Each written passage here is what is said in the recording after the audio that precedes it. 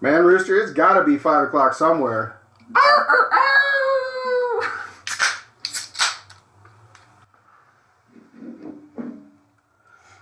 Hey everybody, welcome back to You Know. That show. I'm Rooster. Bishop here. And today we're going to talk about electric vehicles and sparky sparks and Jetson's vehicles. what this is going to mean for our lives.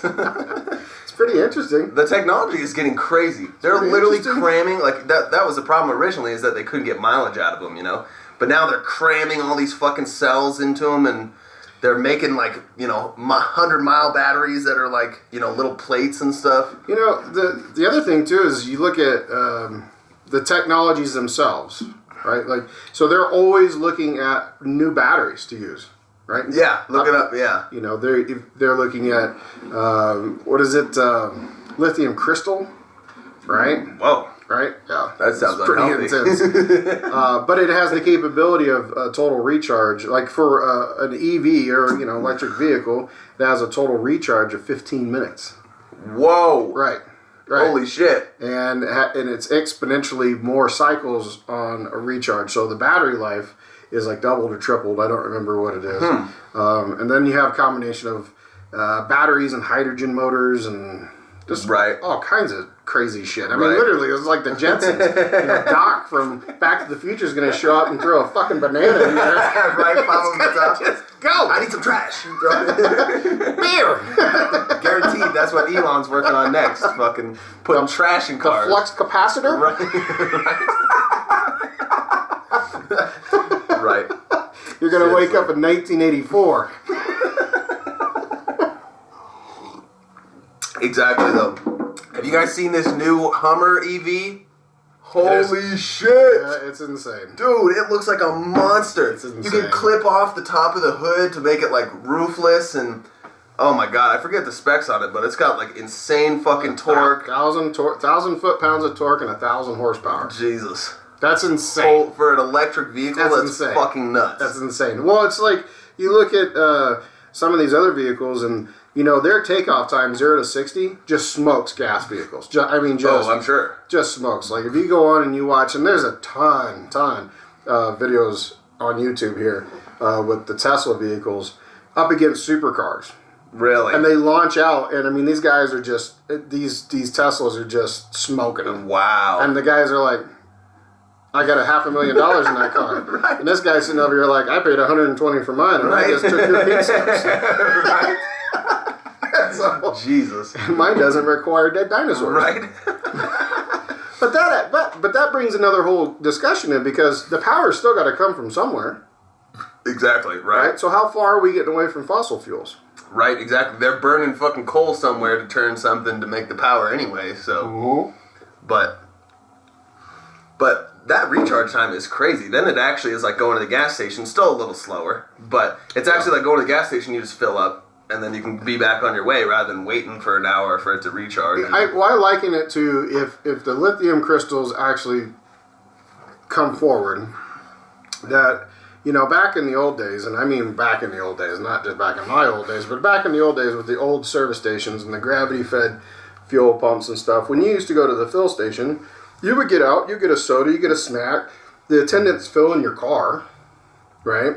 And you're going to the restroom and maybe having a smoke or whatever, and then you come back, you pay, and you drive off. They would check your oil and your tire pressure and things like that. I like it to like that, because I see in the future these charging stations or remote charging stations being more of a communal place. Almost like a drive-in, like when you go to like Sonic or an A&W drive-in, you pull in. Wouldn't that be crazy? Like, you go to Sonic and you pull in and you order a freaking burger and then you're like, oh, and I need to recharge. So the hop comes out and goes, here's your food, and while you're eating, just totally refills it. Yeah, the convenience aspect would just be, it's stupid. Yeah, stupid. Right. So, and then in Europe they have technology now where you don't even have to plug in. It's kind of like your wireless charging. Like a wireless charging pad? Yeah. Where do you just like pull over or something? Wow. You just pull up and you get out and you walk away and it just does its thing. Holy shit. More of that alien technology. Right? That still shit blows my mind. I place my phone on that little pad and I'm like, So electricity is flowing between this, but it's like, you know, I can't feel it, can't see it, can't experience it. It's kind of scary. Freaky. But old Elon Musk with Tesla, he's got competition right now. There's a whole handful of companies coming out, and their cars are in full production being sold. So you better watch out, Elon. They're coming for that ass. They're coming for that ass. They're coming for that ass. Did you hear Volkswagen bought the name Volkswagen? So they're going to change their entire company name to Volkswagen once they go full electric. Really? Yeah. I was like, interesting, but I like... That's a waste of money. Right? I think they could have spent that money someplace else. Right. But, okay. Right. I don't know, I like Volkswagen. The people's car. Oh, God. Volkswagen. Oh, no. You start swinging your arm around here in a minute, aren't you? No, it opens all these crazy possibilities. But you know, with Tesla, you know, even Elon Musk came out and said the thing that they're working on now, because they said that they've pretty much figured out how to increase the range of these batteries, which we've talked about it before. Where, you know, why doesn't it make sense to actually have like an onboard gear-driven generator, because your axles are already moving. Yeah. Right? Which in some ways they have a recapture system that's in the motors now to take some of that power back when you're braking. But why they don't just have one on board the entire time, just constantly charging your batteries, right? When you do that, doesn't it takes away some of the energy that you would get, correct? Like, yeah, because of the friction. But I think what they did was they separated the battery banks. So when your car is running on one battery bank, the generator will charge the other, and then when it hits 100%, it automatically switches. Okay. So that the secondary starts charging while the primary is running. So gotcha. It's kind of crazy, but the crazier thing is that when he announced that, you know, they're working on their official prototype for a flying car. Yeah, Back to the Future for real, people. What? Yeah. I was like, all right, Elon. You need to have your head examined. You are a fucking alien. You got some Speaking of our last video. Going on. What is happening with you? What do you sleep? Do you eat like small children or something for breakfast? Like, do you have a long lizard forked tongue? Like, what is happening right now? This fool runs Tesla and SpaceX, and you saw SpaceX just agreed to this big deal with NASA. Yep. And, you know, he's got the whole tunneling project. Yeah, yeah. Which is the name of it, the Boring Project. That's the Boring Project. Like, again, who comes up with these titles? I don't understand. You know, but him and Branson, you know, they're neck to neck with their technologies for this tunneling system and stuff, and that's electric too, right? Different concepts, but same outcome. Yeah. But man, yeah, EVs. I mean, you've been talking to me about this for days, and so yeah. I mean, this is.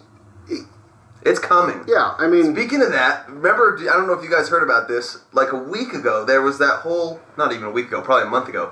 That whole thing where they were trying to shut down race car owners from being able to work on their cars. Or yeah. So the EPA regulations and the Highway Transportation Authority or whatever saying that you can't modify your vehicle. Yeah, exactly.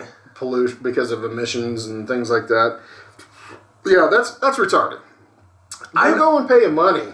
Like, if you went and bought, a $90,000 Hellcat, it is built out already, right? But these guys are doing crazier shit to them to make them even faster. Yeah. Who can tell you not to do that? Right. That's your money. That's your property. So, at what point would you say to somebody, "Get out of my face! This is my car. Right. I'll do what I want." I don't know where everybody else lives, but where we live, there's parts of our state that you have these emissions. And for those reasons, I can understand if you're trying to improve air quality. Yeah. But at the same time, those cars aren't daily drivers. Exactly, yeah. The whole point is that they're fucking going the racetrack. They're not daily drivers. Yeah. Right? So for them to alienate and pinpoint a group that's ridiculous. Right. And they wanted to prevent the personal operation of all, you can't work on your own vehicle. Think about all the stores that would go out of business, like Napa and stuff like that sell you parts for your car. O'Reilly's, AutoZone. If you can't work on your car yourself, it's like, it's going to totally change the economy and totally fucking tank everybody. Well, and I think, but that's the bigger agenda, right? Yeah. And even these guys that own these corporations that own these EV companies, they're all for it because if you're forced into something like that, then that just improves their bottom line because their sales go up. Yeah, exactly. And those cars, you can't fucking work on them. Exactly. You can't do shit. Right. Literally, no, you can't do anything. You buy a Tesla, you have to have that thing serviced every single time at Tesla. You got to buy tires through Tesla. Wow. You can't buy tires? You can't have anything touched on that vehicle except for a Tesla Tech. That's crazy. It's like some of the higher end vehicles, Mercedes-Benz and BMW on the higher end of stuff. They'll tell you, Porsche, Lamborghini, things like that. They tell you if somebody touches a light bulb on this fucker, you lose your warranties. Wow. So that makes you think. It may be your money, but somebody's still telling you what to do. Yeah, exactly, right? I don't know about you guys, but I'm not okay with that. But that's fucking bullshit. I'd be fucking pissed. Jesus. I think it's horse and buggy time. You know what? Fuck you guys. I'm buying the fucking horse, pulling my wagon around town. I'm going to put a black hat on and a black coat, and I'm going to run that bitch down the street. I don't care how slow it is. You're over there fucking fixing your wagon wheel, and they're like, sir, you can't be operating on your vehicle.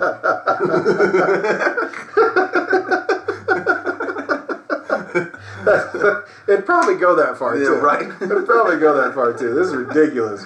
Oh, my God. What, my horse's ass? Is that the emissions you're worried about? Oh, yeah, but that's a whole other topic, because that was in the headlines just yesterday, too. Uh-huh. But the EV thing is, I like them. I really do. I don't know if you've been in one. But the thing about them is that when you're driving, it's silent. It's so quiet. Oh, it's so nice. It's so quiet. Yeah. And it literally makes you feel like you're floating sometimes. Just drifting in water. Just what's happening? Because you don't even feel air resistance, right? Yeah. So literally you feel like you're floating. Yeah. Right? And the closest I've ever come to that, aside from out of airplanes and shit, is when you're in a full run on a horse. Because there's that, it's almost like an air barrier. It literally feels like you're flying. So it's weird. Because even on a horse, I can hear that bitch running. Right, exactly. You get some feedback that shows you where this movement's coming from. Yeah. And they were super responsive. Not the horse, but the car. Not the horse, but the car. They are super responsive. And, the ranges are pretty reasonable for what they are right now. I think you were telling me they get, on the high end, like 330 miles. I think 350 or something is their max right now. And then you got these other companies that are coming out that their base models are boasting like 400 to 500 miles. Wow. And the price for them, Tesla made them affordable. Oh, yeah. What was their regular one? Was like, what, 25 grand, 30 grand or something? No, the originals, you were looking at, 100,000. Oh, God. Oh, God. Oh, that's the worst. Oh, God. We almost had a catastrophe. He had flown back into that hood, and I'd have to pull his ass out. But they were like around $120,000 when they first came out. But the Model 3s were set at a price point of like $26,000. That's what I'm saying. Yeah, I thought their cheapest one was like really affordable. And they actually have one that they actually will sell you that's even cheaper because the battery bank in it is even smaller. It only has a range of like 120 miles. Oh, okay. And I think you can pick them up for like $18,000. Wow. Okay. Which is really respectable, right? Especially if you're not going very far. If you live in a metro area. Yeah, exactly. But there's also Rivians out with their trucks, which are super cool. Oh, yeah. I don't like their headlights. Polestar is out, which I think is Volvo. They get a respectable range. I think it's about 330 miles. But they're all, for what it is, they're really luxurious for what. Right. At least the Teslas I've been in have been really fucking nice. So I don't know where we're going with this, but I think that it's definitely not going anywhere. I think that it's taken over. Gas cars are slowly more and more just gonna fuse out until they're antiques. Unfortunately, which sucks. Unfortunately, but I mean, because I don't know if anybody out there can tell. Back here, we like gasoline. Yeah. We like gasoline and bullets and whiskey. So you start taking those away, right? You're pulling at heartstrings now. So you need to calm down. But a couple episodes ago, I did a shout out, and I want to do it again and say hey to Keegan and Junior and Joe and the kids. We're here. Thank you for watching. Thanks for the support. We love the feedback, and I like the phone calls and messages. I appreciate it. All our love. I don't know if you got anybody you want to. You should probably say hi to Grant. Hi, Grant.